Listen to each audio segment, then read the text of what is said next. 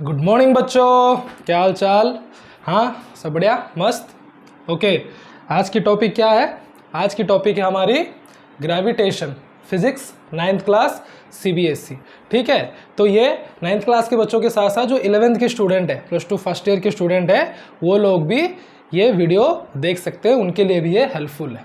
ठीक है, तो चलो आज हम स्टार्ट करेंगे क्या, one of the most interesting chapter, that is gravitation. Okay, हाँ, ग्रेविटेशन, महाकर्षण। ओके, चलो, तो ये टॉपिक स्टार्ट करने से पहले हम थोड़ा रिकॉल करेंगे किसको? फोर्स। किसको? फोर्स। भाई फोर्स के बिना ना वो सारे काम फिजिक्स में अधूरा है। फोर्स ही एकमात्र रीज़न है फिजिक्स के लिए। ठीक है, हाँ, तो बच्चों ये फोर्स है क्या? फोर्स एक ऐसा एजेंट है जो किसी चीज़ को मूव करवा सकता है, मतलब किसी चीज़ को आगे बढ़ा सकता है, मूव करवा सकता है, किसी चीज़ को पीछे ला सकता है। ठीक है, किसी चीज़ को स्टॉप करवा सकता है, किसी चीज़ को मूव करवा सकता है। ये है हमारी force. Means force is an agent which accelerate a body of a certain मास। किसी भी बॉडी के अंदर अगर कुछ मास है, उस बॉडी को एक्सेलरेट मतलब मूव कराना का काम कौन करता है? फोर्स। ठीक है, आपने पढ़ा होगा force is equal to m into a. ठीक है, हाँ, सॉरी ये थोड़ा ये हो गया। चलो, नाउ इट्स ओके। हाँ, तो पहले हम क्या जानेंगे? फोर्स के बारे में। फोर्स क्या होता है? फोर्स एक ऐसे एजेंट है, एक ऐसे फिजिकल क्वांटिटी है जो किसी भी चीज़ को एक्सेलरेट करवाता है। ठीक है, मतलब किसी भी चीज़ को मूव करवा सकता है, उसकी डायरेक्शन चेंज करवा सकता है, उसको स्टॉप करा सकता है। ठीक है, हाँ, जैसे कि सोचो अगर कोई बच्चा दौड़ रहा है, ठीक है, ऐसे ऐसे ऐसे दौड़ रहा है, वो अपने आप तो स्टॉप होगा नहीं जब तक आप उसको फोर्स देके स्टॉप नहीं कराओगे। ठीक है, हाँ, तो ये फोर्स हो गया। तो किसी भी चीज़ को मूव कराना, स्टॉप कराना, किसी भी चीज़ की डायरेक्शन चेंज करना का काम कौन करता है? फोर्स करता है। कौन? फोर्स। ओके, अभी कितने टाइप ऑफ फोर्स होता है बेसिकली? जैसे कि एक हो गया अप्लाइड फोर्स, जो हम डे टू डे लाइफ में यूज़ करते हैं। अप्लाइड फोर्स, सोचो आपको एक बड़ा सा टेबल है, उस टेबल को एक जगह से दूसरी जगह में शिफ्ट करना है। ठीक है, आप क्या करते हो? उसको पुश करते हो, मतलब आप फोर्स अप्लाई कर रहे हो। क्या कर रहे हो? फोर्स अप्लाई कर रहे हो, उसको अप्लाइड फोर्स बोलते हैं। ठीक है, सोचो आपकी जाते जाते कार में जा रहे थे, कार खराब हो गया, तो कार को धक्का मारना पड़ रहा है बाहर से, तो उसको अप्लाइड फोर्स बोल रहे हैं। जो चीज़ हम बाहर से क्या करते हैं? अप्लाई करते हैं, उसको अप्लाइड फोर्स। ठीक है, ऐसे ही मैग्नेटिक फोर्स। देखो, दो अगर मैं मैग्नेट ले आऊं, ठीक है, अगर उसको आसपास रखूं, या फिर वो रिपल करेगा या फिर वो अट्रैक्ट करेगा। ठीक है, तो उसको क्या बोला जाता है? Magnetic force. ठीक है, ऐसे बहुत सारे फोर्सेस है। ठीक है, हाँ, अप्लाइड फोर्स हो गया, ये हो गया। एक एयर रेजिस्टेंस फोर्स है।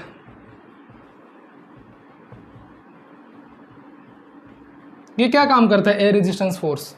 ठीक है, हाँ, एयर रेजिस्टेंस फोर्स हो गया, नहीं तो वाटर रेजिस्टेंस फोर्स हो गया। ठीक है, अब आपने देखा ना, प्लेन जब उड़ता है तो एयर रेजिस्टेंस को कट करते हुए जाता है, मतलब एयर भी एक फोर्स डालता है अपने ऊपर। देखना, अगर हवा चल रहा हो, तो आप एक जगह से दूसरी जगह जब मूव कर रहे हो और हवा चल रहा हो, कंटिन्यू हवा आपके ऊपर आ रहे हो, तो आप थोड़ा रेजिस्ट होते हो, मतलब आपको मूव करना थोड़ा क्या हो जाता है? डिफिकल्ट होता है। तो इसी को ही एयर रेजिस्टेंस फोर्स बोलते हैं। क्या बोलते हैं बच्चों? हाँ, एयर रेजिस्टेंस फोर्स। ठीक है, हाँ, ऐसे स्प्रिंग फोर्स। आपके पेन वेन आप यूज़ करते हो, उसमें स्प्रिंग है ना, उस स्प्रिंग को लेके ऐसे दबाओ। ठीक है, जैसे आप दबाओगे उस स्प्रिंग को छोड़ोगे, क्या होगा? स्प्रिंग अपने पोजीशन में आने की कोशिश करेगा, उसको स्प्रिंग फोर्स बोलते हैं। या फिर जैसे दबा के आप ऐसे छोड़ दोगे तो वो स्प्रिंग कहीं और चला जाएगा, गिर जाएगा, उसको स्प्रिंग फोर्स बोलते हैं। ओके, तो ये है डिफरेंट टाइप्स ऑफ फोर्स। ऐसे बहुत सारे फोर्स है, कूलम फोर्स है, ठीक है, बहुत सारे फोर्स है, मस्कुलर फोर्स है, बहुत सारे। तो इतने सारे हम डिस्कशन नहीं करेंगे। ठीक है, हाँ, जस्ट हम ये समझेंगे फोर्स मतलब क्या होता है? किसी भी चीज़ को मूव कराना, किसी भी चीज़ की डायरेक्शन चेंज कर देना, किसी भी चीज़ को स्टॉप कराने का काम कौन करता है? फोर्स। तो ऐसे ही बच्चों, ये जो ग्रेविटेशन है जो आज हम पढ़ने वाले हैं, ठीक है, जो ग्रेविटेशन, आज हमारा जो मेन टॉपिक है जो ग्रेविटेशन, ये भी एक टाइप का फोर्स है, ठीक है। हाँ, please note it down, gravitation is a force. ये भी वही काम करता है, मूव कराना, स्टॉप कराना, मेंटेन करना, फोर्स वाला ही काम ये करता है। कौन? Gravitation. So gravitation is a force which is likely called gravitational force, gravitational force। इस चीज को थोड़ा नोट डाउन करो, ठीक है। हाँ, तो आप जो हम ग्रेविटेशन पढ़ने वाले हैं ये भी एक तरह की फोर्स ही है और कुछ नहीं है, जिसको हम ग्रेविटेशनल फोर्स भी बोल सकते हैं। क्या बोल सकते हैं? ग्रेविटेशनल फोर्स बोल सकते हैं, ठीक है। ओके, चलो आगे बढ़ते हैं अभी ग्रेविटेशन में, ठीक है। हाँ, ठीक है। हाँ,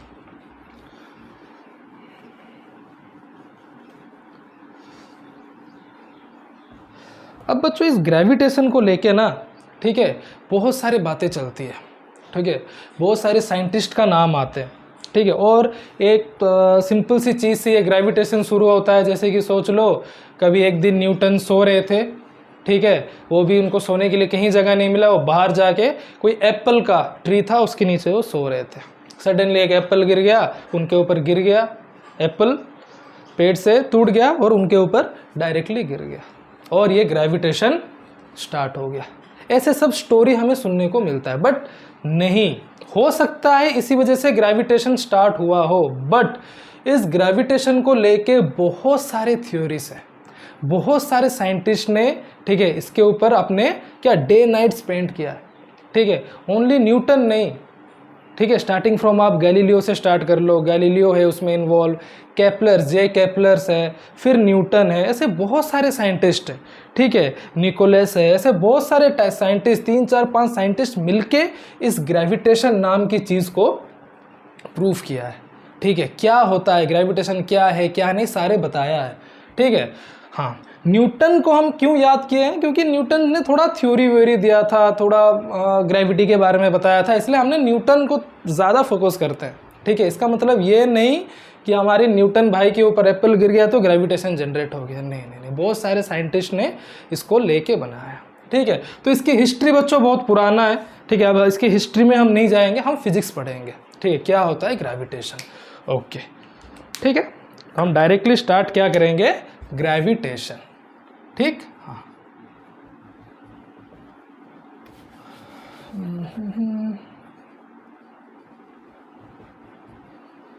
ओके। सो ग्रेविटेशन क्या है बच्चों, ठीक है। इस यूनिवर्स में, ठीक है, इस यूनिवर्स में, इस पूरे यूनिवर्स मतलब अर्थ, सन, प्लैनेट, सबको मिला के यूनिवर्स है। तो इस पूरे यूनिवर्स में दो बॉडी, कोई भी दो ऑब्जेक्ट, ठीक है, दो ऑब्जेक्ट के बीच में ना एक फोर्स एक्सर्ट होता है, ठीक है। इस पूरे यूनिवर्स में अगर दो बॉडी है, कोई भी दो बॉडी, एक बॉडी को ए मान लो, एक बॉडी को बी मान लो, ठीक है। इन दोनों बॉडी जिसका कोई सर्टन मास होता है, हर बॉडी का मास होता है, ठीक है, 2 kg, 5 kg, 10 kg, 15 kg, बिना मास के तो कोई बॉडी एग्जिस्ट नहीं करता, एक्सेप्ट लाइट को बोला जाता है, बट लाइट का भी धीरे धीरे अलग थ्योरी है, तो उसमें हम नहीं जाएंगे। तो इस यूनिवर्स में जितने भी बॉडी है, इस यूनिवर्स में अगर दो ऑब्जेक्ट है, कोई भी दो ऑब्जेक्ट, ठीक है, वो ऑब्जेक्ट कोई कुछ भी हो सकता है, तो ये दो ऑब्जेक्ट अपने आप के ऊपर, मतलब एक दूसरे के ऊपर एक फोर्स एक्सर्ट करते हैं। क्या एक्सर्ट करते हैं? फोर्स, ठीक है। हाँ, so gravitation is the force exerted by two bodies which is present in this universe. हमारे यूनिवर्स के अंदर अगर कोई दो बॉडी है, कोई दो ऑब्जेक्ट है, ये ऑब्जेक्ट क्या करते हैं? अपने आप के ऊपर, मतलब ये इसके ऊपर और ये इसके ऊपर एक फोर्स ऑफ अट्रैक्शन एक्सर्ट करता है। उसको क्या बोलते हैं? ग्रेविटेशनल फोर्स और ग्रेविटेशन बोलते हैं, क्या बोलते हैं बच्चों? ग्रेविटेशन और ग्रेविटेशनल फोर्स। कोई भी दो बॉडी ले लो, मान लो इस यूनिवर्स में ये दो मार्कर, ये दो बॉडी है, ठीक है। अब ये बॉडी इसके ऊपर और ये बॉडी इसके ऊपर, दोनों आपस में एक फोर्स एक्सर्ट करेंगे, ठीक है। हाँ, दोनों के बीच में एक फोर्स एक्सर्ट होगा, ठीक है। The force of attraction exerted between this two body is called gravitational force. What? Gravitational force, ठीक है। याद रहेगा, समझ में आया व्हाट इज ग्रेविटेशनल फोर्स? कोई भी दो ऑब्जेक्ट और कोई भी दो बॉडी इस यूनिवर्स में, यूनिवर्स मतलब सबको समझा जाता है, अर्थ वर्स सन वन पूरे को लेके एक यूनिवर्स है। तो इस यूनिवर्स में रहने वाले कोई भी दो ऑब्जेक्ट आपस में एक क्या करते हैं? फोर्स ऑफ अट्रैक्शन एक्सर्ट करते हैं। मतलब ये बॉडी इसके ऊपर एक फोर्स अप्लाई कर पाए, मतलब ये बॉडी इसके ऊपर एक फोर्स एक्सर्ट करता है और ये इसके ऊपर एक फोर्स एक्सर्ट करता है, इसको फोर्स ऑफ अट्रैक्शन बोलते हैं, ठीक है। और उस फोर्स ऑफ अट्रैक्शन को बच्चों ग्रेविटेशन बोला जाता है, ठीक है। पहले ग्रेविटेशन समझो, फिर हम जानेंगे ये कैसे कैसे आया, कैसे डेवलप हुआ, ठीक है। हाँ, तब आपके लिए इजी होगा। Okay, okay. तो चलो, तो ग्रेविटेशन का मतलब क्या है? ग्रेविटेशन, और मैं लिख सकता हूं क्या? Gravitational force is the force of attraction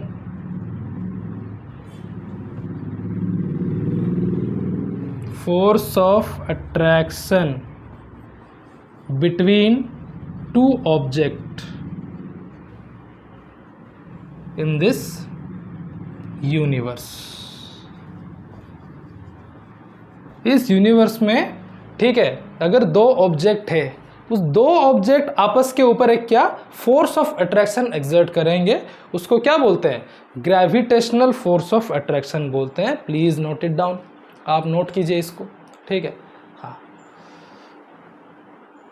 okay. हाँ, जैसे कि मैंने एक बॉडी ले लिया ए, एक बॉडी ये ले लिया बी, तो ये ए बॉडी बी के ऊपर और बी बॉडी ए के ऊपर एक फोर्स ऑफ अट्रैक्शन जनरेट करेंगे। फोर्स ऑफ अट्रैक्शन मतलब आपस में अट्रैक्ट होने की कोशिश करेंगे, ठीक है। अट्रैक्ट, ये इसको बोलते हैं अट्रैक्ट, ठीक है। उसको क्या बोलते हैं? ग्रेविटेशनल फोर्स ऑफ अट्रैक्शन, ठीक है। क्या बोलते हैं? ग्रेविटेशनल फोर्स ऑफ अट्रैक्शन, ठीक है। हाँ, ये कैसे अट्रैक्ट करते हैं, क्या होता है, वो हम ग्रेजुअली डिस्कस करेंगे, ठीक है। और ये ग्रेविटेशनल फोर्स ऑफ अट्रैक्शन बच्चों यूनिवर्स के हर ऑब्जेक्ट के ऊपर लागू है, ठीक है। This is all for the all object, ठीक है। This force is same for the all object. अगर मैं यहाँ खड़ा हूँ और मेरे सामने आप खड़े हो, हम दोनों दो ऑब्जेक्ट हो गए, तो हम दोनों के ऊपर भी ये gravitational force of attraction act करेगा। हम दोनों आपस में एक फोर्स ऑफ अट्रैक्शन एक्ट करेंगे, ठीक है। कोई भी दो ऑब्जेक्ट ले लो इस यूनिवर्स में, ये क्या? इस ग्रेविटेशनल फोर्स ऑफ अट्रैक्शन को एक्सर्ट करेंगे, ठीक है। इस चीज़ को मार्क कर लो बच्चों, ठीक है। इस चीज़ को मार्क कर लो, बिटवीन टू ऑब्जेक्ट, ठीक है। इन दिस यूनिवर्स, यूनिवर्स में कोई भी दो ऑब्जेक्ट के बीच में जो फोर्स ऑफ अट्रैक्शन है उसको क्या बोलते हैं? ग्रेविटेशनल फोर्स ऑफ अट्रैक्शन और ग्रेविटेशनल फोर्स, ठीक है। हाँ, ग्रेजुअली इसके हम एप्लीकेशन देखेंगे, कैसे होता है, क्या होता है। हाँ, इसकी वजह से क्या क्या सिग्निफिकेंस इसका क्या क्या है, हम ग्रेजुअली देखेंगे। ओके, ये हो गया। अब इस चीज़ को लेके, ये ग्रेविटेशन और ग्रेविटेशनल फोर्स ऑफ अट्रैक्शन को लेके एक बढ़िया बात सामने आती है, जो हमारी न्यूटन चाचा ने बोला था। सॉरी यार, चाचा नहीं बुलाना चाहिए, द ग्रेट साइंटिस्ट न्यूटन ने बोला था क्या? ग्रेविटी,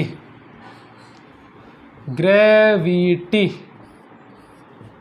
हर बच्चे ना ग्रेविटेशन और ग्रेविटी को एक समझते हैं, पर लिटरली वो एक नहीं है। समहाउ हम सेम बोल सकते हैं, but gravitational force of attraction and gravity दोनों अलग अलग चीज़ें हैं, दोनों अलग अलग चीज़ें। कैसे, मैं भी आपको बताऊंगा। आपको ग्रेविटेशन समझ में आ गया, force of attraction between two object in this universe. Okay, अब थोड़ा ग्रेविटी पे चलते हैं। अब अर्थ की बात मैं करता हूँ, किसी के बाद अर्थ, हम अर्थ में रह रहे हैं ना, तो अर्थ की बात करता हूँ। तो अर्थ में अगर कोई भी ऑब्जेक्ट को मैं क्या करूँ, ड्रॉप करूँ, मतलब ऐसे छोड़ दूँ, तो ये कहाँ जाएगा, नीचे। ठीक है, हम अर्थ में खड़े हैं, तो कोई भी ऑब्जेक्ट अगर ऐसा है तो इसको अगर मैं क्या करूँ, इसे ड्रॉप करूँ, तो कहाँ जा रहा है, ऊपर जा रहा है क्या, नहीं, नीचे। न्यूटन के साथ भी तो ऐसे ही हुआ था ना, वो किसी पेड़ के नीचे सोए थे, एप्पल गिरा और उनके नीचे पड़ा, तब उनने सोचना शुरू किया था। सेम चीज़, कोई भी एक ऑब्जेक्ट उठाओ, ठीक है, उसको ऐसे ड्रॉप करो, वो कहाँ जाएगा, नीचे जाएगा। कहाँ जाएगा बच्चों, हाँ, डाउनवर्ड्स जाएगा। ठीक है, हाँ, ऑब्जेक्ट हमेशा कहाँ जाएगा, डाउनवर्ड। अब डाउनवर्ड में क्या है, अर्थ। इसका मतलब इस अर्थ में जितने भी ऑब्जेक्ट है, मतलब इस अर्थ में जो भी रह रहा है या जितने भी ऑब्जेक्ट है, वो अर्थ की तरफ क्या हो रहे हैं, अट्रैक्ट हो रहे हैं। अर्थ की तरफ क्या हो रहे हैं बच्चों, अट्रैक्ट। अभी हमने पढ़ा था ग्रेविटेशनल फोर्स ऑफ अट्रैक्शन कि एक बॉडी दूसरे के ऊपर क्या करते हैं, फोर्स एक्सर्ट करते हैं, इसी को तो ग्रेविटेशनल फोर्स ऑफ अट्रैक्शन बोलते हैं। तो उस थ्योरी को लेके एक क्या शुरू हो गया, ग्रेविटी। तो ग्रेविटी मतलब क्या है, कोई भी चीज़, दुनिया की कोई भी चीज़ क्या होता है, अर्थ की तरफ अट्रैक्ट होता है। मतलब अर्थ के पास एक पावर ऐसा है जो हर चीज़ को क्या अपनी तरफ वो खींच देता है। ठीक है, अपनी तरफ खींच देता है। ठीक है, तो उस चीज़ को क्या बोलते हैं बच्चों, ग्रेविटी। क्या बोलते हैं, ग्रेविटी। कोई आपको अगर ये पूछे ना ग्रेविटी क्या होता है, तो क्या है, gravity is the force of attraction between an object, कोई भी एक ऑब्जेक्ट एंड अर्थ। ये चीज को मार्क करना बच्चों। देखो, ग्रेविटेशनल फोर्स क्या था, force of attraction between any two object. कोई भी दो ऑब्जेक्ट है, उन दोनों के बीच में अगर फोर्स ऑफ अट्रैक्शन हो गया, वो ग्रेविटेशनल फोर्स ऑफ अट्रैक्शन है। बट ग्रेविटी क्या बोलता है, उसी थ्योरी पे बेस ही है ग्रेविटी, बट थोड़ा अलग है। क्या, कि gravity is the force of attraction between an object and earth. ठीक है, कोई भी ऑब्जेक्ट अगर अर्थ में है, अर्थ में है, तो वो ऑब्जेक्ट क्या, अर्थ की तरफ अट्रैक्ट होता है। मतलब अर्थ किसी भी ऑब्जेक्ट को अपनी तरफ अट्रैक्ट करता है एक फोर्स से। उस फोर्स को हम क्या बोलते हैं, ग्रेविटी बोलते हैं। क्या बोलते हैं बच्चों, ग्रेविटी। ठीक है, हाँ।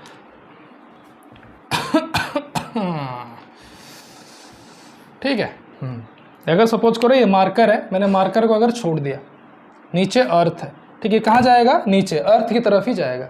क्यों, क्योंकि अर्थ क्या करता है, इसको अट्रैक्ट करता है अपनी तरफ। ठीक है, अब आपको एक क्वेश्चन आपके मन में आएगा, ठीक है, सपोज करो ये जो बॉडी है ये अर्थ की तरफ अट्रैक्ट होता है, अर्थ क्यों इस बॉडी की तरफ अट्रैक्ट नहीं होता है।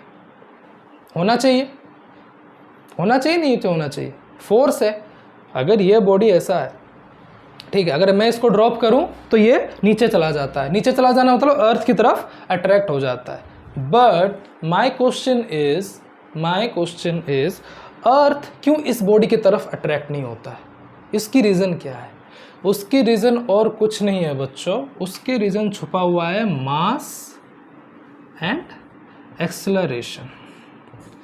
आपको पता होगा न्यूटन की सेकेंड लॉ जो है, जिसमें फोर्स डिफाइन हुआ था, F = ma, हमने पढ़ा है। ठीक है, हाँ, अगर मैं ये a क्या मल्टीप्लाई है, अगर यहाँ ले आऊँ तो क्या हो जाएगा, F/a = m। तो इससे हमें क्या पता चलता है, जो हमारी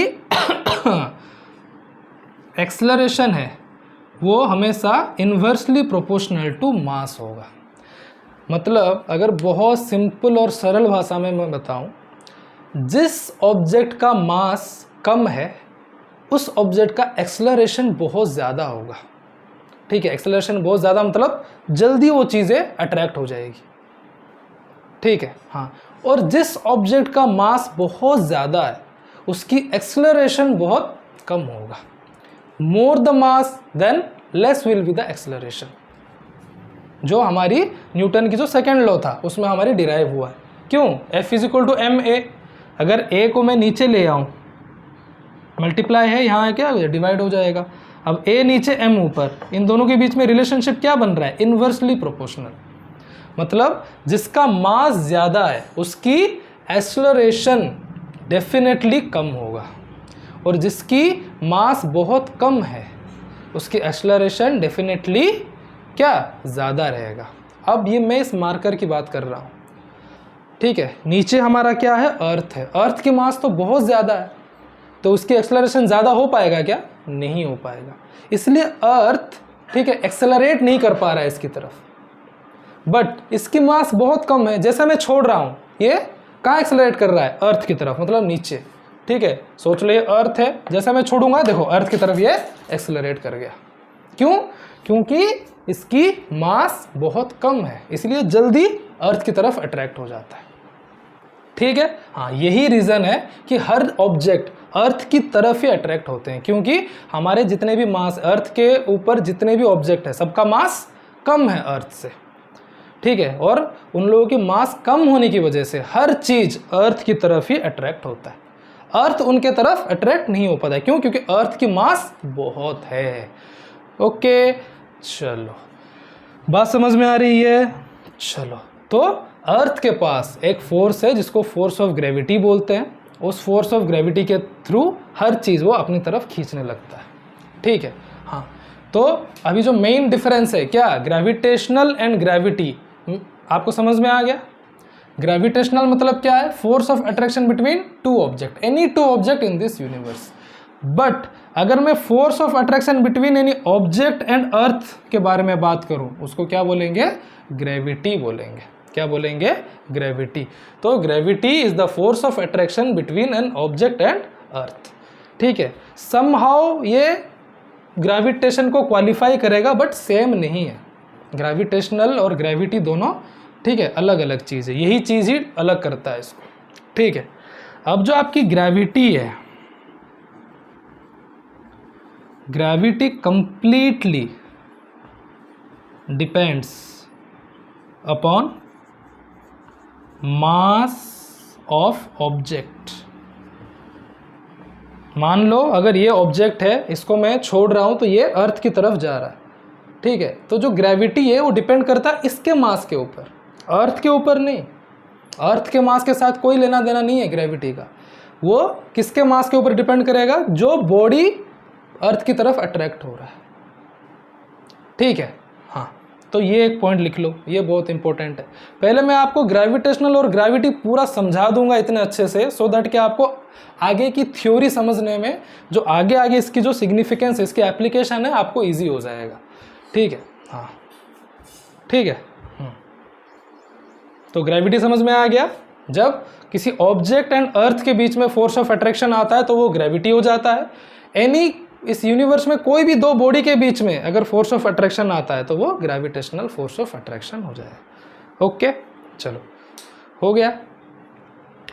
ओके, आपने डेफिनेशन लिख दिया, सेकंड नंबर पॉइंट लिख लिया, ठीक है। हाँ, तो जैसे ग्रेविटी डिपेंड करता है क्या, मास ऑफ एन ऑब्जेक्ट, अर्थ के मास के ऊपर वो डिपेंड नहीं करता। कौन? ग्रेविटी। हाँ, ग्रेविटी जो फोर्स है वो डिपेंड करता है किसके ऊपर? Mass of an object. वो अर्थ के मास के ऊपर डिपेंड नहीं करेगा बच्चों, ठीक है। ऐसे ही एक पॉइंट लिखो, gravitational force depends upon mass of two object, ठीक है। जो ग्रेविटेशनल फोर्स है वो दो ऑब्जेक्ट के बीच में आता है, ठीक है। दो ऑब्जेक्ट है तो ये इसके ऊपर, ये इसके ऊपर एक फोर्स ऑफ अट्रैक्शन जनरेट करता है, तो ये किसके ऊपर डिपेंड करेगा? मास ऑफ टू ऑब्जेक्ट, ठीक है। हाँ, बट ग्रेविटी में डिपेंड्स अपॉन ओनली ऑब्जेक्ट। अर्थ के मास के साथ ग्रेविटी का कोई लेना देना है नहीं, ठीक है। हाँ, ओके, चलो अभी नेक्स्ट, अभी धीरे धीरे इसकी सिग्निफिकेंस में आते हैं। कि हमारी जो ग्रेविटी है, ग्रेविटेशनल है, ये कहाँ से आया, क्यों हम पढ़ रहे हैं, इन सब में हम आएंगे। ठीक है, चलो अब थोड़ा हम बात करते हैं बच्चों यूनिवर्स के। ठीक है, हाँ, तो यूनिवर्स में हमारा क्या है, ये सन, और ये सन के चारों तरफ एक ऑर्बिट में प्लैनेट क्या करते हैं, मूव करते हैं। ठीक है, हाँ, हर प्लैनेट का एक एक अलग अलग ऑर्बिट है, और उसी ऑर्बिट में ये क्या करते हैं, कंटिन्यू मूव करते हैं। ऐसे ही होता है ना। हाँ, तो क्या होता है, sun all planets revolves around the sun in a particular elliptical orbit.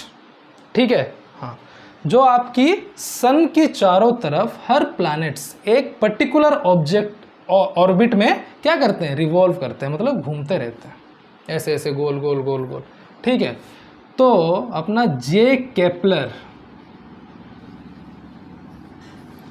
Okay, J Kepler नामक एक scientist, okay, the scientist name J Kepler, okay, gives the theory that all planets revolves around the earth, all planets revolves around the sun in a elliptical particular orbit। ठीक है, सन के चारों ओर हर planet एक particular orbit में घूमते रहते हैं। ये था हमारे केपलर भाई साहब, ये एक अलग साइंटिस्ट है, इन्होंने एक थ्योरी दिया था। ठीक है, इन्होंने एक थ्योरी नहीं बच्चों, इन्होंने 3 थ्योरी दिया था, जो आपकी, ठीक है, एनसीईआरटी बुक में है, but not so important for 9th class student, but important for class 11 student.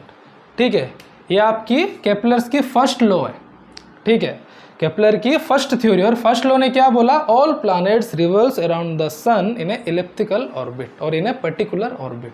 ठीक है, इस थ्योरी और इस लॉ का मतलब ये है, अगर सन ऐसे सेंटर में है और सन के चारों तरफ, ठीक है, हर प्लैनेट घूम रहा है एक पर्टिकुलर ऑर्बिट में, पर्टिकुलर ऑर्बिट, एक ही ऑर्बिट पकड़ के चलता है। अगर ये मान लो हमारी कितने 8 प्लैनेट्स है, 8 प्लैनेट्स का ऑर्बिट अलग अलग है, जो घूमने का उसका पाथ है वो अलग अलग है। ठीक है, हाँ, अगर सोच लो ये अर्थ है, अगर ये अर्थ का ऑर्बिट है तो ये इसी ऑर्बिट में ही अर्थ घूमेगा। ठीक है, अपना ऑर्बिट वो चेंज नहीं करेगा। ठीक है, ये बोला था किसने, केपलर्स ने।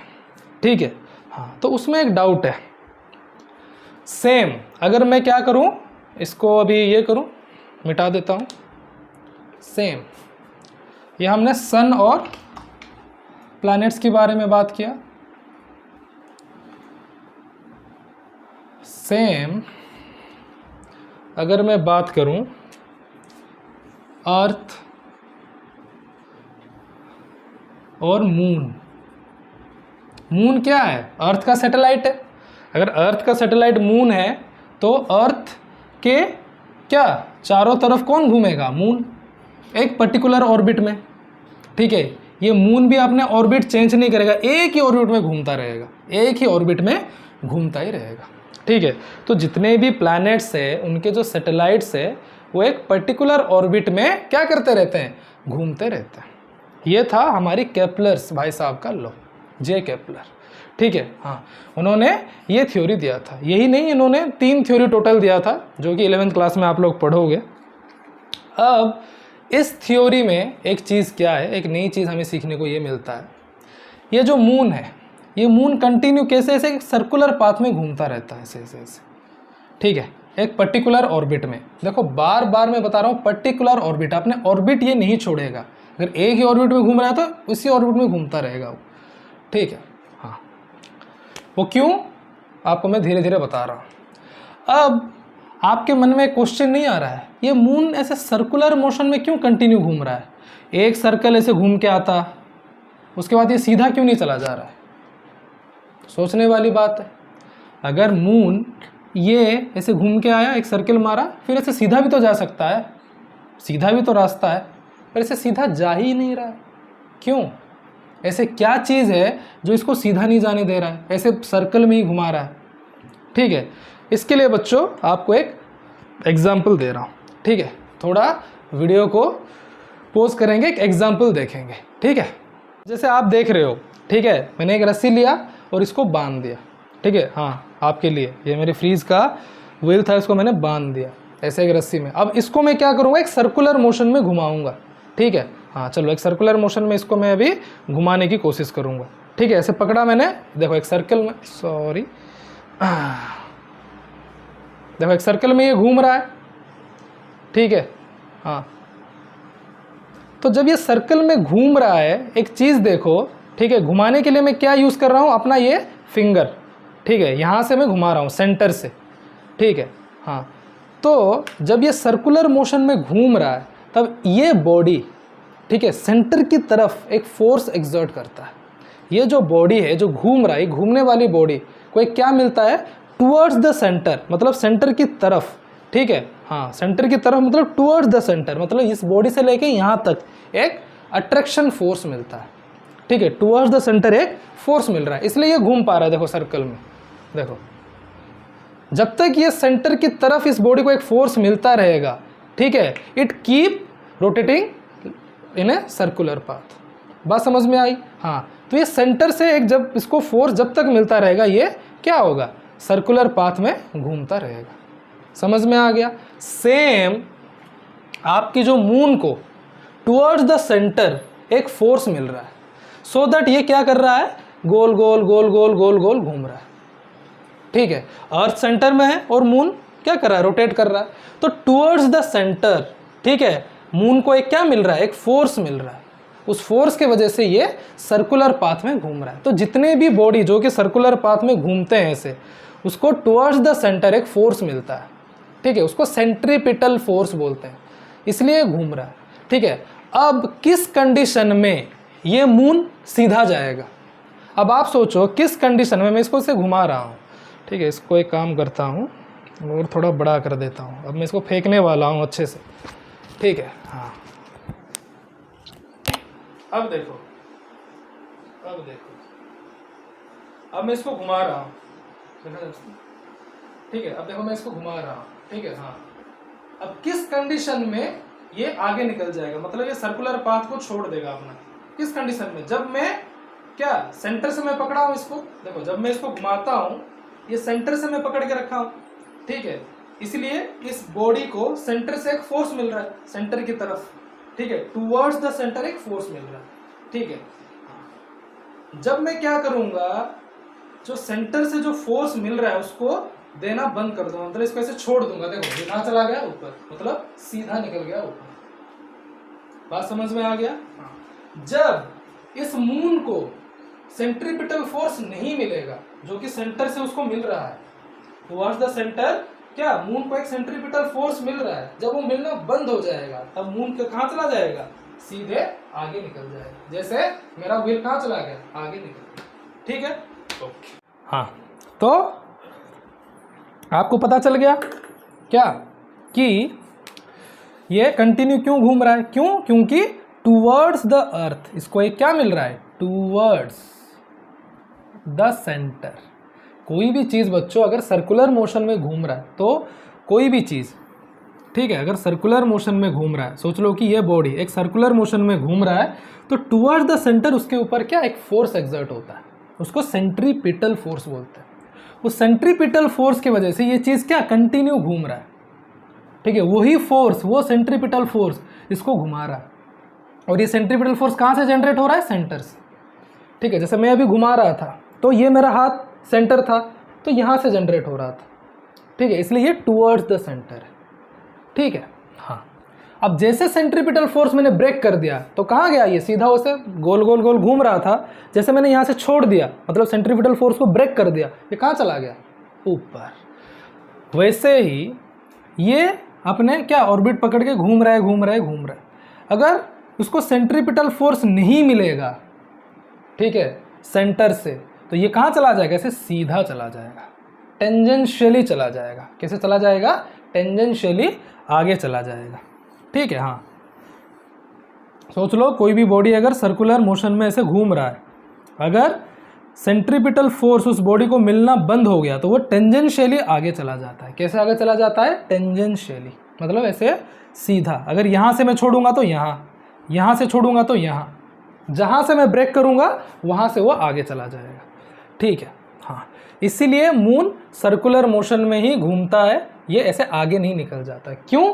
क्योंकि उसमें क्या आ जाता है, सेंट्रीपिटल फोर्स आ जाता है, ठीक है। तो थोड़ा लिख दो सेंट्रीपिटल फोर्स, ये ऑलरेडी तुमने फोर्स में पढ़ा होगा, सेंट्रीपिटल फोर्स, ठीक है। The force in a circular motion which acts towards the center is called centripetal force, is called centripetal force, the force in a circular motion which acts towards the center। हाँ, कोई भी body अगर circular motion में जा रहा है तो centre की तरफ एक फोर्स एक्सर्ट होता है, उसको सेंट्रीपिटल फोर्स बोलते हैं। उस फोर्स की वजह से ही एक बॉडी कंटिन्यू घूमता रहता है सर्कुलर मोशन में, ठीक है। ऐसे आगे नहीं निकल जाता। जैसे सर्कुलर सेंट्रीपिटल फोर्स मिलना बंद हो जाएगा, ये बॉडी टेंजेंशियली आगे चला जाएगा। The body moves tangentially forward. Okay, हाँ, ओके, हाँ, चलो ये एक चीज़ आपको पता चल गया। अभी दूसरी चीज, अब आप पूछोगे सर आपने ग्रेविटेशन इतना पढ़ाया, ग्रेविटी के बारे में पढ़ाया, क्या उसका मतलब सिग्निफिकेंस क्या है, ठीक है, क्या है, कैसे फोर्स ऑफ अट्रैक्शन काम कर रहा है यूनिवर्स में। जैसे बच्चों मैंने सबसे पहले बता दिया था, यह सन है और सन के चारों तरफ, ठीक है, जो प्लैनेट से एक पर्टिकुलर ऑर्बिट, पर्टिकुलर मतलब उसी ऑर्बिट में ही घूमते रहते हैं, ठीक है। जैसे मैं अर्थ की बात करूं, ठीक है, यहाँ पे आएगा ना, जैसे अगर ये अर्थ की ऑर्बिट है जो 3rd नंबर वाला, ठीक है, अर्थ अपनी ऑर्बिट में ही घूमेगा, ठीक है, इसी ऑर्बिट में ही कंटिन्यू अर्थ मूव करेगा, अपने ऑर्बिट से वो कहीं हिलेगा भी नहीं, ठीक है। हाँ, it doesn't break its orbit. कोई भी प्लैनेट, ठीक है, कोई भी प्लैनेट, 8 के 8 प्लैनेट अपने एक पर्टिकुलर ऑर्बिट में ही घूमेंगे, अपने ऑर्बिट से वो क्या नहीं करेंगे, ब्रेक नहीं होंगे। क्यों? क्योंकि उन प्लैनेट्स के ऊपर कौन सी फोर्स लग रहा है, ग्रेविटेशनल फोर्स ड्यू टू सन, ठीक है। मैंने एक चीज़ बोला था, इस यूनिवर्स में जितने भी चीज़ है, जो भी है, उनके ऊपर एक फोर्स ऑफ अट्रैक्शन आता है, ठीक है। हाँ, तो ऐसे ही मान के चलो, जैसे कि यहाँ पे सन है और यहाँ पे अर्थ है, ये अर्थ, ये सन, इन दोनों के बीच में भी एक फोर्स ऑफ अट्रैक्शन आता है, ठीक है। सन अर्थ के ऊपर एक फोर्स ऑफ अट्रैक्शन एक्सर्ट करता है, उस फोर्स ऑफ अट्रैक्शन की वजह से अर्थ अपने एक पर्टिकुलर ऑर्बिट पकड़ के घूमता रहता है, ठीक है। दैट मीन्स ये जो सन है अर्थ को इसी ऑर्बिट में अट्रैक्ट करके रखता है, ठीक है। क्यों सन अर्थ को अट्रैक्ट कर रहा है? क्योंकि सन के मास ज़्यादा है, इसलिए वो अर्थ को एक ही ऑर्बिट में अट्रैक्ट करके ऐसे घुमाता रहता है, ऐसे घुमाता रहता है, ठीक है। कॉन्सेप्ट समझो बच्चों, बहुत इंपॉर्टेंट कॉन्सेप्ट है, ठीक है। हाँ, ये आप 11th में फिर पढ़ोगे, ओके। हाँ, मान लो ये अर्थ है, ठीक है, और ये सन है। अब ये सन अर्थ के ऊपर एक फोर्स ऑफ अट्रैक्शन क्या कर रहा है, डाल रहा है। मैंने पढ़ाया था ग्रेविटेशनल फोर्स ऑफ अट्रैक्शन। ये एक ऑब्जेक्ट है, ये एक ऑब्जेक्ट है। पूरे यूनिवर्स की बात मैंने किया था ना, पूरे यूनिवर्स में कोई भी दो ऑब्जेक्ट के बीच में ग्रेविटेशनल फोर्स ऑफ अट्रैक्शन आएगा। तो सन एक ऑब्जेक्ट है, अर्थ भी एक ऑब्जेक्ट है, ओके। तो in between two object there is a gravitational attraction of force और gravitational force of attraction. That's why the earth move in a particular orbit around the sun. इसी ऑर्बिट में ही ये घूमता है। क्यों? क्योंकि सन अर्थ को इसी ऑर्बिट में अट्रैक्ट करके घुमाता है, ठीक है। और वो अट्रैक्ट क्या है? ग्रेविटेशनल फोर्स ऑफ अट्रैक्शन, ठीक है। हाँ, तो यहाँ पे आप लिख सकते हो ऑल प्लैनेट्स। ये ओनली अर्थ के साथ नहीं होता है, कहीं भी आप मार्स के साथ, मर्क्यूरी के साथ, किसी के साथ भी हो, ठीक है। जैसे ये प्लैनेट है, ये प्लैनेट अपने इसी ऑर्बिट में ही घूम रहा है। क्यों? ड्यू टू सन, क्योंकि सन और इसके बीच में भी ग्रेविटेशनल फोर्स ऑफ अट्रैक्शन है। तो इस सन के साथ हर एक प्लैनेट्स का ग्रेविटेशनल फोर्स ऑफ अट्रैक्शन है, और उसी ग्रेविटेशनल फोर्स ऑफ अट्रैक्शन की वजह से ये क्या एक पर्टिकुलर ऑर्बिट में घूमते हैं। ठीक है, तो all planets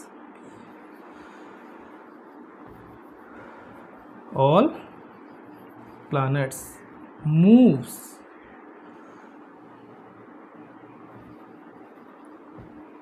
around the sun in a fix orbit में ही घूमते हैं, ऑर्बिट अपना चेंज नहीं करेंगे ड्यू टू ग्रेविटेशन, और जिसको हम ग्रेविटेशनल फोर्स ऑफ अट्रैक्शन बोलते हैं। ठीक है, इसको प्लीज आप लिख लीजिए। ठीक है, all planets moves around the sun in a fix orbit due to gravitation और ग्रेविटेशनल फोर्स ऑफ अट्रैक्शन। ठीक है, सन और जितने भी प्लैनेट्स हैं उनके बीच में ग्रेविटेशनल फोर्स ऑफ अट्रैक्शन है। क्यों? क्योंकि एक यूनिवर्स में वो रहते हैं। अगर एक यूनिवर्स में अगर वो दो ऑब्जेक्ट है तो ग्रेविटेशनल फोर्स ऑफ अट्रैक्शन आएगा ही आएगा। Okay, no doubt in that. तो उस ग्रेविटेशनल फोर्स ऑफ अट्रैक्शन के चक्कर में ये एक पर्टिकुलर ऑर्बिट पकड़ के घूमते रहते हैं। ठीक है, और एक बार समझा दूं, जैसे कि ये सन है और ये अर्थ है, दो ऑब्जेक्ट हो गया। अब ये सन क्या करेगा? अर्थ को अट्रैक्ट करके इसी ऑर्बिट में ही घुमाएगा, एक पर्टिकुलर ऑर्बिट में। ठीक है, और वो अट्रैक्शन क्या होता है? Gravitational force of attraction. ठीक है, दो ऑब्जेक्ट, ये एक ऑब्जेक्ट, ये एक ऑब्जेक्ट। अब ये ऑब्जेक्ट ने इसको अट्रैक्ट किया और एक ऑर्बिट में ही घुमाया, उसी अट्रैक्शन को ग्रेविटेशनल फोर्स ऑफ अट्रैक्शन बोलते हैं। ठीक है, हाँ, ओके। तो इस चीज को, ये जो हम अभी पढ़ रहे हैं इतने सारे चीज, इसको कौन? गैलीलियो से स्टार्ट करके, ठीक है, फिर आइजैक न्यूटन, फिर कौन? अपने केपलर, इन सब ने मिलके ये चीज को रिसर्च करके बताया था। सब ने रिसर्च किया है, नॉट ओनली न्यूटन, गैलीलियो हो गया, निकोलर हो गया, ठीक है, फिर अपना जे केपलर हो गए, इन सारों ने रिसर्च किया था। रिसर्च करके फाइनली उन्होंने ये थ्योरी दिया था। ओके, ओके, सेम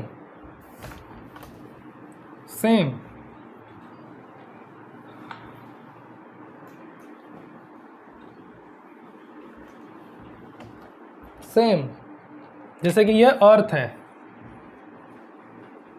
उसके सैटेलाइट कौन है? मून। अब मून भी एक क्या पर्टिकुलर ऑर्बिट, एक सिंगल ऑर्बिट में ही घूमता है। वो अपने ऑर्बिट चेंज करता है क्या? ऐसे तो नहीं ना, आज यहाँ पे घूम रहा है, कल यहाँ के यहाँ पे घूमेगा, परसों इधर घूमेगा, ऐसे नहीं है। एक सिंगल ऑर्बिट में ही क्या होता है? अर्थ के आसपास मून घूमता है। ठीक है, moon revolves around the earth in a fix orbit. क्यों? क्योंकि अर्थ और मून के बीच में क्या है? Gravitational force. इस ग्रेविटेशनल फोर्स की वजह से क्या करता है? अर्थ मून को अट्रैक्ट करके अपने एक फिक्स ऑर्बिट में घुमाता है। ठीक है बच्चों, यही नहीं, जैसे कि आप मानो हमारी जो सैटेलाइट्स होता है, आर्टिफिशियल सैटेलाइट, ठीक है, जैसे कि हम यहाँ से सैटेलाइट लॉन्च करते हैं, आर्टिफिशियल सैटेलाइट जो फोटो वोटो खींचता है अर्थ की डिफरेंट पार्ट्स का, आपको पता होगा। ठीक है, नासा वासा ये सब कौन लॉन्च करते हैं? वो भी अर्थ के क्या ऑर्बिट में घूमते हैं जाके। ठीक है, हाँ, आर्टिफिशियल सैटेलाइट जो होते हैं एक पर्टिकुलर क्या ऑर्बिट में घूमते हैं। ये अर्थ है और एक पर्टिकुलर ऑर्बिट में ये सैटेलाइट घूमते रहते हैं और फोटो वोटो खींचते रहते हैं। किस फोर्स की वजह से? ग्रेविटेशनल फोर्स ऑफ अट्रैक्शन की वजह से। अगर ये ग्रेविटेशनल फोर्स ऑफ अट्रैक्शन नहीं होता तो ये जो सैटेलाइट है एक सिंगल ऑर्बिट पकड़ के नहीं घूम पाता। सेम, अगर ये ग्रेविटेशनल फोर्स ऑफ अट्रैक्शन नहीं होता तो अर्थ के चारों तरफ मून एक फिक्स ऑर्बिट में नहीं घूम पाता। कभी मून यहाँ घूमता तो कभी यहाँ घूमता, कभी और कहीं चला जाता। सेम, अगर ये ग्रेविटेशनल फोर्स ऑफ अट्रैक्शन नहीं होता तो एक फिक्स ऑर्बिट में सारे प्लैनेट्स सन के आसपास नहीं घूम पाते, ठीक है। So due to gravitational force of attraction ये सब चीज़ें होता है, ठीक है। इन्हीं सब चीज़ों को नोटिस करके ही हमारी ग्रेविटेशन और ग्रेविटी की थ्योरी आया था बच्चों, ठीक है। हाँ, आई होप आपको अभी ग्रेविटी और ग्रेविटेशन समझ में आ गया होगा, ठीक है। तो हम नेक्स्ट बढ़ते हैं, क्या, यूनिवर्सल लॉ ऑफ ग्रेविटेशन, ठीक है। चैप्टर थोड़ा लंबा होने वाला है, आप उसको पार्ट पार्ट करके भी देख सकते हो, ठीक है। नेक्स्ट क्या हेडिंग दो, यूनिवर्सल लॉ ऑफ ग्रेविटेशन, ठीक है। हाँ, universal law of gravitation. Suppose करो इस यूनिवर्स में दो बॉडी है, एक बॉडी का मास है m1, दूसरे के मास है m2। इन दोनों के बीच में कुछ डिस्टेंस है जिसको मैं d डिस्टेंस ले लेता हूँ, सॉरी r ले लेता हूँ, ठीक है। m1 पहला बॉडी का मास है, m2 दूसरे बॉडी का मास है। अब इन दोनों के बीच में डिस्टेंस है कितना, r, ठीक है। कुछ डिस्टेंस में ये दोनों बॉडी, ठीक है। तो यूनिवर्सल लॉ ऑफ ग्रेविटेशन ने क्या बोला, जो पहला लॉ था उसने ये बोला कि द फोर्स बिटवीन, कौन सा फोर्स, ग्रेविटेशनल फोर्स,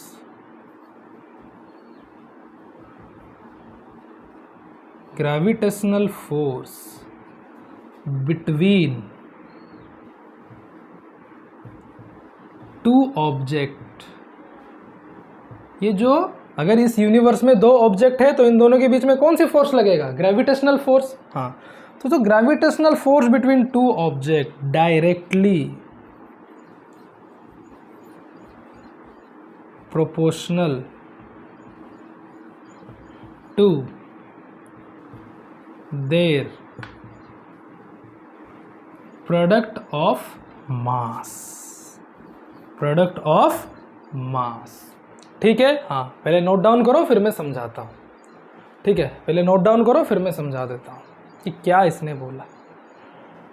बच्चों इसने ये बोला, अगर दो बॉडी है और दोनों बॉडी की मास m1 और m2 है, ठीक है, तो इन दोनों के बीच में अगर कुछ डिस्टेंस r है तो जो पहला लॉ है वो ये बोल रहा है कि जो F, जो इन दोनों के बीच में जो ग्रेविटेशनल फोर्स ऑफ अट्रैक्शन होगा वो डायरेक्टली प्रोपोर्शनल किसके साथ होगा, m1 इंटू m2। मतलब इन दोनों की जो प्रोडक्ट है, मल्टीप्लिकेशन है, उसके साथ डायरेक्टली प्रोपोर्शन होगा, ठीक है। मतलब जाहिर सी बात है, बेसिक सी बात है, क्या, अगर इन दोनों की मास अगर ज़्यादा है तो जो फोर्स ऑफ अट्रैक्शन भी ज़्यादा होगा। अगर इन दोनों की मास अगर कम है, बहुत ही कम है, तो जो फोर्स ऑफ अट्रैक्शन मतलब ग्रेविटेशनल फोर्स ऑफ अट्रैक्शन भी कम ही होगा। ये बोलना चाहता है फर्स्ट पॉइंट में और फर्स्ट लॉ में, ठीक है। चलो हो गया। सेकेंड पॉइंट में चले तो द ग्रेविटेशनल फोर्स ऑफ, हाँ, between two object directly proportional to their product of masses, ठीक है। हाँ, प्रोपोर्शनल, डायरेक्टली प्रोपोर्शनल मीन्स इन दोनों का मास अगर ज़्यादा है तो फोर्स भी ज़्यादा लगेगा, अगर मास कम है तो फोर्स भी कम लगेगा, ठीक है। ओके, अब सेकेंड लॉ लिखते हैं, ठीक है। इसको नोट डाउन कीजिए प्लीज़ पॉज करके। अब सेकेंड लॉ, ठीक है। सेकेंड लॉ तो नहीं, सेकेंड पॉइंट, ठीक है। सेकेंड पॉइंट क्या बोलता है, the gravitational force of attraction between two body और ऑब्जेक्ट, दो ऑब्जेक्ट और दो बॉडी के बीच में जो ग्रेविटेशनल फोर्स ऑफ अट्रैक्शन है is inversely proportional to the square of distance between them. ठीक है, ये क्या बोला है, अगर दो बॉडी है, इन दोनों बॉडी के बीच में, ठीक है, जो फोर्स है वो इन्वर्सली प्रोपोर्शनल किसके साथ है, square of distance between them. अगर दोनों के बीच में कुछ अगर डिस्टेंस है r, तो उनके साथ वो इन्वर्सली प्रोपोर्शनल है। मतलब जो सेकंड पॉइंट है उसकी जाहिर सी मतलब छोटे मोटे बात और सिंपल सी भाषा में ये बोल लूँगा मैं, अगर दोनों बॉडी के बीच में डिस्टेंस अगर बहुत ज़्यादा है तो फोर्स क्या हो जाएगा, कम हो जाएगा। जैसे ही डिस्टेंस इन्वर्सली, मतलब अगर डिस्टेंस ज़्यादा है, अगर सोच लो ये एक बॉडी है, ये एक बॉडी, इनमें अगर बहुत डिस्टेंस है, ठीक है, बहुत ही ज़्यादा डिस्टेंस है दोनों के बीच में, तो ये जो फोर्स ऑफ अट्रैक्शन है वो बिल्कुल ही कम हो जाएगा। सोच लो कि इन दोनों के बीच में 60-70 किलोमीटर की डिस्टेंस है। If they are 70-80 kilometre distance from each other, then the force will be less. तो जैसे जैसे डिस्टेंस बढ़ता है फोर्स कम होते चलता है। अगर इन दोनों के बीच में डिस्टेंस अगर बहुत ही कम है, बहुत ही लेस है, देन तुम्हारी जो फोर्स ऑफ अट्रैक्शन है वो बढ़ जाएगा, ज़्यादा हो जाएगा। ये बोलना चाह रहा है सेकेंड पॉइंट में। ठीक है, अब जब हम दोनों पॉइंट को कंबाइन करेंगे तो एक फॉर्मूला निकल के आएगा।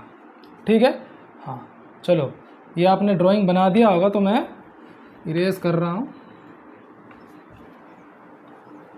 तो जब अब मैं एक फॉर्मूला लिखूंगा तो पहले क्या था, F proportional to M1 M2, then F again proportional to 1/r²। ये इक्वेशन 1, ये इक्वेशन 2।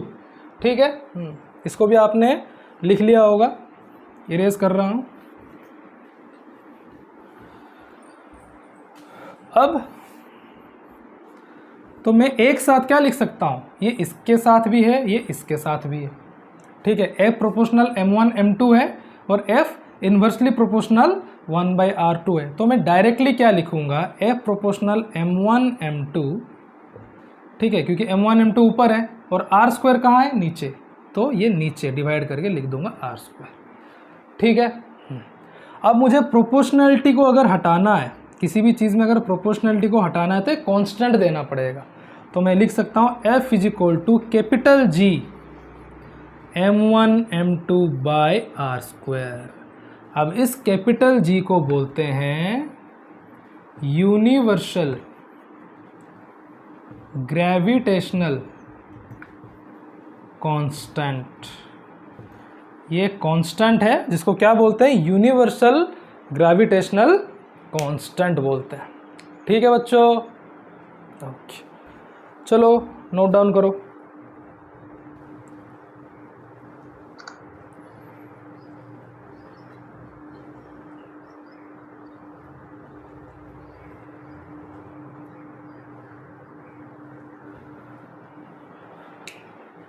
और इस यूनिवर्सल ग्रेविटेशनल कांस्टेंट जो G का भी एक वैल्यू है, ठीक है, वो वैल्यू क्या है, 6.67 into 10⁻⁻11, 6.67 into 10⁻⁻11 newton into metre square into kg⁻²। बिना यूनिट के आप नहीं लिख सकते हैं कांस्टेंट। ठीक है, हाँ, ये आपके एक शॉर्ट आंसर में भी आ जाएगा। इसको क्या बोलते हैं, यूनिवर्सल ग्रेविटेशनल कांस्टेंट और सोलर कांस्टेंट, कुछ भी बोल सकते हो। ये हर जगह पे कांस्टेंट ही रहेगा, चाहे आप दुनिया की किसी भी जगह पे चले जाओ, ये हमेशा कांस्टेंट ही रहेगा। ठीक है, हाँ, इसकी वैल्यू चेंज कहीं भी नहीं होगा। ठीक है, इसकी वैल्यू चेंज किसी भी जगह पे नहीं होगा। ठीक है, हाँ, ओके, फॉर्मूला पता चल गया।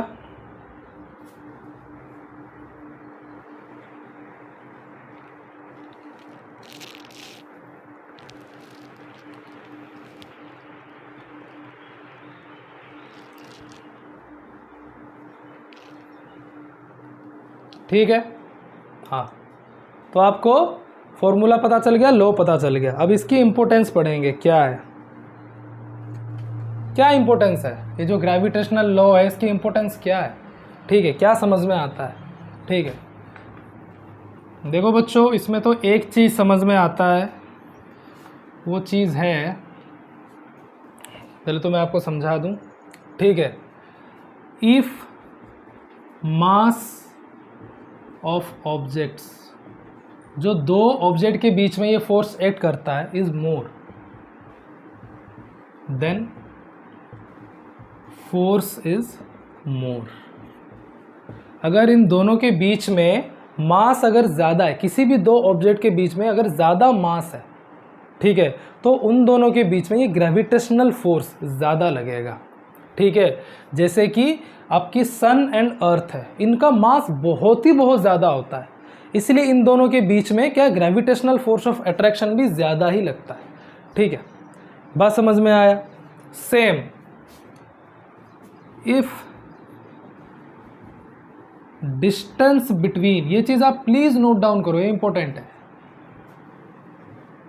टू ऑब्जेक्ट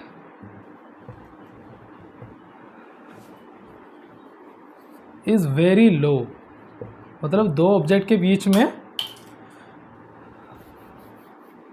इज मोर लिखते हैं, देन फोर्स इज लेस। अगर दोनों ऑब्जेक्ट के बीच में डिस्टेंस अगर बहुत ज़्यादा है, बहुत ही ज़्यादा है, तो सिंपल सी बात है, क्या ये जो फोर्स ऑफ अट्रैक्शन ये क्या हो जाएगा, कम हो जाएगा, ठीक है। फॉर एग्जांपल मैं आपको दे देता हूँ एक, ठीक है, पहले लिख लो, एक एग्जांपल दे के इसको समझा देता हूँ।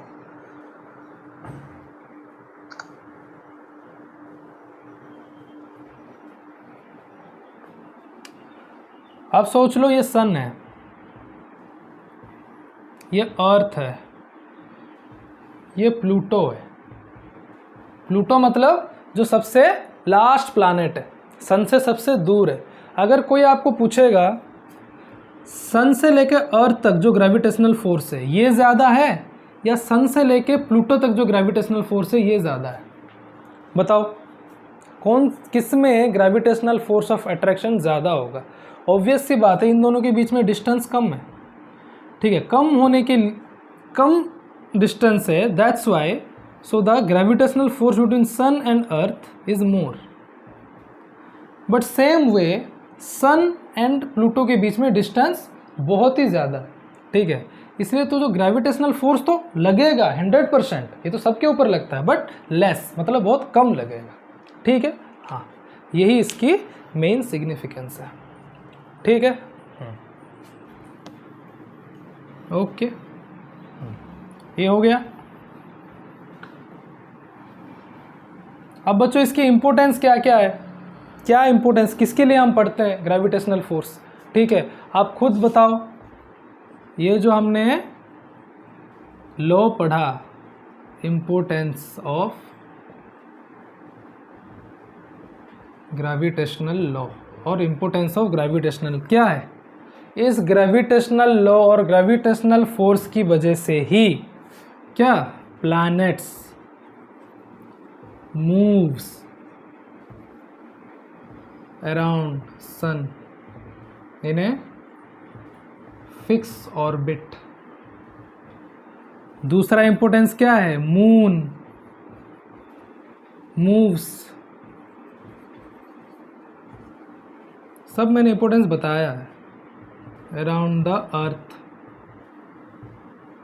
इन ए फिक्स ऑर्बिट, ठीक है। जितना भी आपकी मून अर्थ के आसपास मतलब चारों तरफ घूम रहा है फिक्स ऑर्बिट में, इसी ग्रेविटेशनल लॉ और ग्रेविटेशनल फोर्स की वजह से। सेम जो तुम्हारी प्लैनेट्स घूम रहे हैं ये भी ग्रेविटेशनल फोर्स की वजह से ही घूम रहा है, ठीक है। और क्या क्या इंपॉर्टेंस है, ठीक है, इस फोर्स के वजह से it binds us to the earth. अगर सोचो ग्रेविटेशन नहीं होता और ग्रेविटेशनल फोर्स नहीं होता तो हम अर्थ के साथ बाइंड, मतलब अर्थ के ऊपर हम नहीं चल सकते, नहीं घूम सकते थे, नहीं बैठ सकते थे, ठीक है, मतलब अर्थ के ऊपर हम नहीं रह पाते, ठीक है। हाँ, क्यों? क्योंकि यही ग्रेविटेशनल फोर्स ही क्या करता है, अट्रैक्ट करके रखता है अर्थ की तरफ हमें, ठीक है। जिसको हमने भी पढ़ा था ग्रेविटी, ठीक है। हाँ, तो ये हमें अर्थ की तरफ अट्रैक्ट करके रखते हैं। ये है कुछ क्या है तुम्हारी इम्पोर्टेंस है किसकी, किसकी, ग्रेविटेशनल लॉ और ग्रेविटेशनल फोर्स की, ठीक है बच्चों। हाँ, तो ये आपका क्या हो गया, gravitation and law of gravitational and कुछ सिग्निफिकेंस, ठीक है। Okay okay.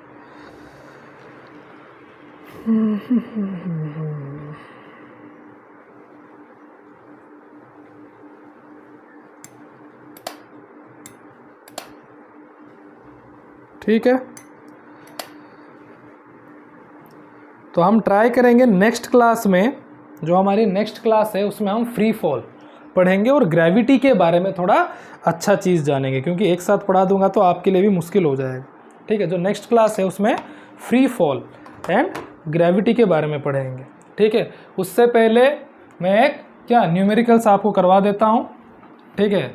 उसके बाद आप बुक में जो एग्जाम्पल्स हैं उसको भी लेके आप न्यूमेरिकल्स कर सकते हो, ठीक है। हाँ, पार्ट 2 वीडियो में हम फ्री फॉल पढ़ेंगे, ठीक है। हाँ ओके, इसको लेके एक न्यूमेरिकल्स है, ठीक है। हाँ, तो क्वेश्चन क्या है, what is the force of, what is the gravitational force between two objects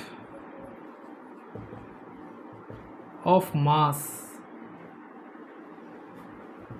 100 kg and 200 kg if they are separated by 5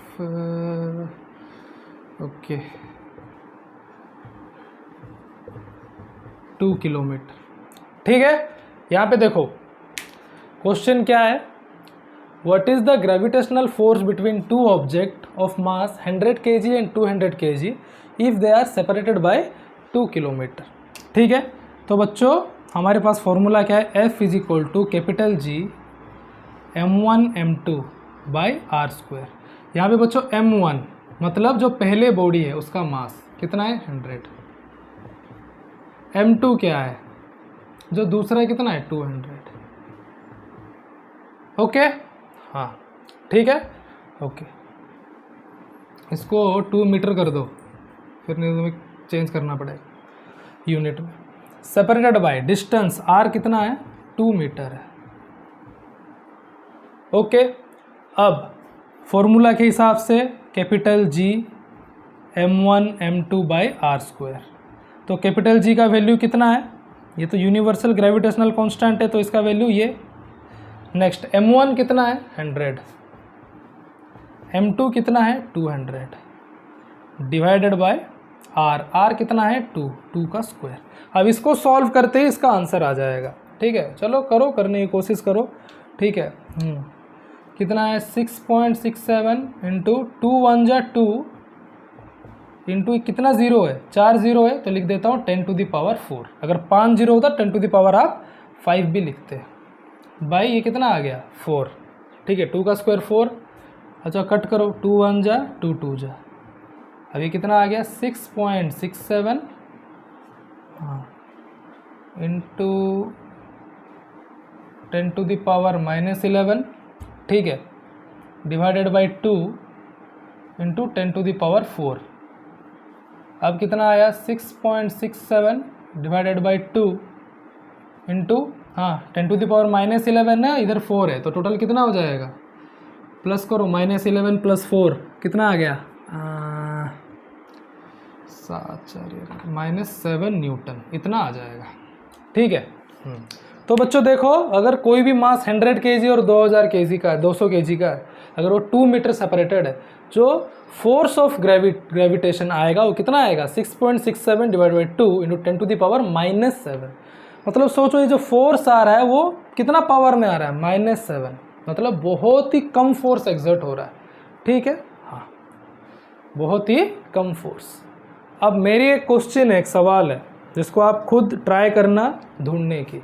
suppose करो आप और आपकी फ्रेंड बैठे हो क्लास में, आपके फ्रेंड यहाँ बैठा है आपकी जस्ट साइड में, सॉरी आप इधर बैठे हो, आपकी जस्ट 2-3 मीटर या फिर नेक्स्ट बेंच में आपकी फ्रेंड बैठा है।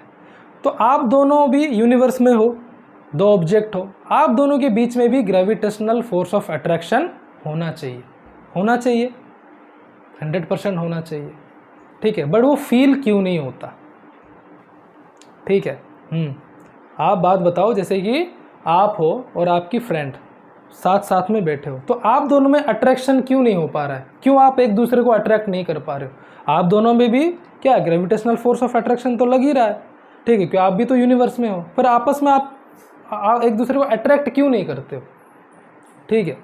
ये आप मेरे को सोच के बताना, नहीं तो मैं नेक्स्ट क्लास में आपको ये रिवील करूँगा, ठीक है। हाँ ओके, इसका आंसर आपको इसी में ही मिल जाएगा, इस आंसर में ही मेरी नेक्स्ट क्वेश्चन का आंसर है, ठीक है। थोड़ा ट्राई करना इसको फाइंड आउट करने की। ओके चलो, अब मिलते हैं नेक्स्ट वीडियो में, जिसमें हम क्या पढ़ेंगे, फ्री फॉल और ग्रेविटी के बारे में। डिफरेंट डिफरेंट प्लेस में ग्रेविटी क्या होता है वो भी हम क्या डिस्कस करेंगे इन द नेक्स्ट क्लास।